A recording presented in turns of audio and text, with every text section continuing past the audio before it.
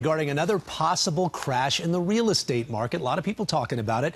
We've got financial expert Brent Wilsey in studio this morning to talk to us about the future of real estate. Morning, Brent. It's been 10 years. It's been 10 years. I'm starting to hear a lot of talk from people even around the station here. Brent, I hear that, real estate, my friends are saying could crash and so forth. What is going on? I thought, hey, time to have a good conversation about what's really going on. It is, because a lot of people watching right now probably lived through and experienced what so many went through 10 years ago. Mm-hmm. What's different now about the way it was then? What's different now is that back then there was a lot of inventory. You had these crazy liar loans. I mean, just everything was a crazy situation with everybody just buying real estate, and they couldn't afford it was the other thing too.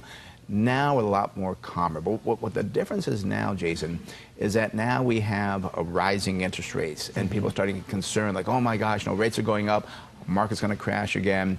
They're also concerned about the housing sales slowing down. Mm-hmm. Because when you look at the numbers, they're not as good as they were a year ago. So this must be a problem. What's actually going on is that we're coming back to reality, because for the last few months, or 6, 7, 8, 9 months ago, you had a lot of these flippers coming in, just buying, selling, buying, selling. So that creates activity, but it's not the good, strong buyer that wants to go out and buy that home, live in it, raise their family there. Yeah, but right now the word is the rising interest rates. A lot of people are scared and hesitant about that. Is that enough? Should that be enough to keep us from getting into the real estate market if we're not in it now? No, it's what I call sticker shock. I mean, all of a sudden it's like, oh my gosh, rates are going up. And you really look at how much it's going to cost you per month more, it's not that much more. It could be $75, maybe $100 more a month. Hurts, but it doesn't mean you're going to stop doing it because you need that home. You will find out a way to do that. Interest rates, a whole other conversation, are not going to go that much higher over the next 12 months or so. So you need that home. You'll figure out a way. Maybe we talked about not buying so much Starbucks. Yeah, right. Whatever you can save. You can save, so you can make that extra payment. So that'll happen. We were talking off camera about these Silicon Valley companies, a lot of the tech companies. They're looking at real estate up there that's so expensive that they can look down to San Diego and go, you know what, we can get a lot more bang for our buck in San Diego and live down there and maybe bring their companies down here. And that would affect our economy in a very positive way. But would something like that, a scenario like that, also necessarily drive prices up?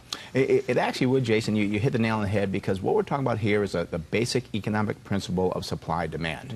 If you have a low supply and high demand, prices will stabilize and perhaps even go up a little bit. And if you have people coming down from Silicon Valley saying, hey, there's much better deals down in San Diego than up there, that will increase the demand. And we already have a good demand. There's a lot of kids that are getting married now, having families. They want that house, but they can't find it. So you've got that demand, and there is a shortage of supply. All right, a lot of people got questions. We know you've got answers. Any seminars coming up? Yes, actually, we talk about things like this at our seminar, try to make people more financial savvy. Actually, November 8th at 7 o'clock in Scripps Ranch, which is a Thursday. We will be having a seminar then. Website, smartinvesting2000.com. And there's a link to our website, your website on ours, KUSI.com. All right, Brent, thanks. Always great to see you. Learned so much. All right, today.